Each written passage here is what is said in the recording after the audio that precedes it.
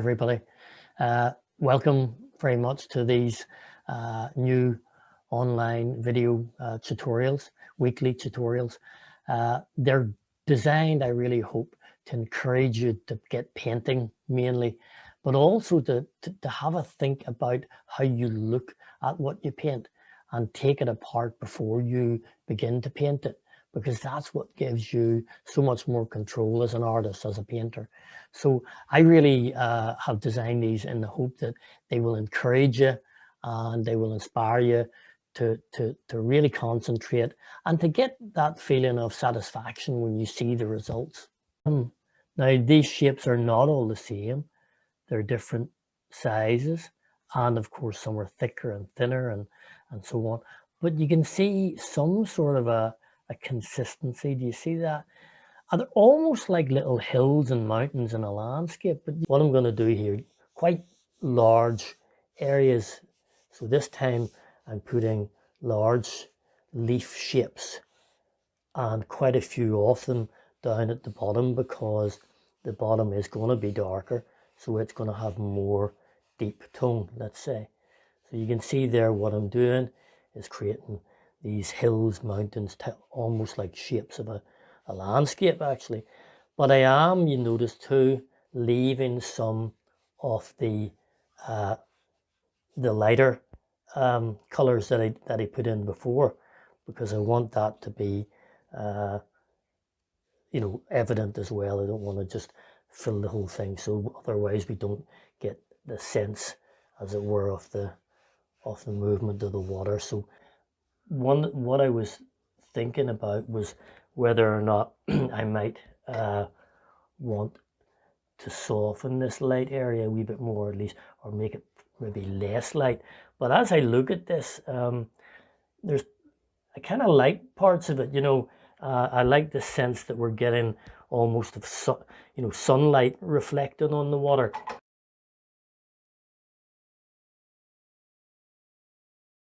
We could say, well, look, what we see here, we could draw a line around an area, something like this, and say, well, there's a sort of highlighted area. We could define that, if you like. And then we might say, well, hold on, if we move out, there's another area which is not quite as bright as this, but still fairly light. In other words, we could draw a boundary line somewhere there, arguably. And then we could continue this process. We could say, well, I'm seeing a sort of mid-tone here, going away around that way. So it might be kind of nice to just work in some variations of that. What I mean is, maybe let's see if there's a way we can make the pear look a little bit lumpier. That very, very often pears have indentations, and they're not a perfect pear shape, if that makes sense. So if I was to bring the shadow in that way, and again take the brush and just work this out a little bit. So in other words, work in this shadow from the side here, and again here, and work it towards the slightly lighter colors, and just to create the sense that maybe the pear is curving in at that point. So this is dry now. I'm reasonably happy with having achieved some sense of the solidity of the object.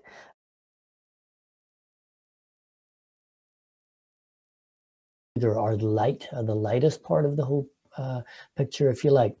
And then within the little cells, you will see within each cell, there's a little dark corner which fades out to light of that situation. So imagine those as being a couple of those little cells. What I mean by that is taking a dark tone, and let's say we decide that the shadow is on the right, towards the right side in the top. So in other words here, so we're going to put a little bit of paint in there to represent shadow. We're going to rinse the brush, and just with a damp brush, we're going to bleed that, encourage it across towards the other side. And of course, as we encourage it, and as we just dab in a slight amount of clean water, you'll see that fading, so that it goes gradually from one side to the other.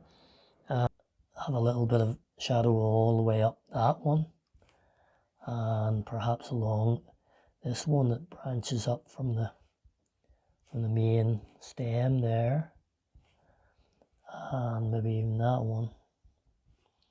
So hopefully you can see how they now raise up, as it were, above the rest a little bit more.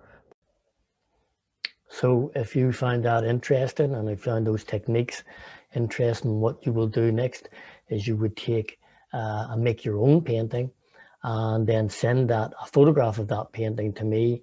I will then provide you with feedback via video, and help you progress even further, I hope. So if you think this course may be of interest to you, go back to my web page and you'll find a link to register there.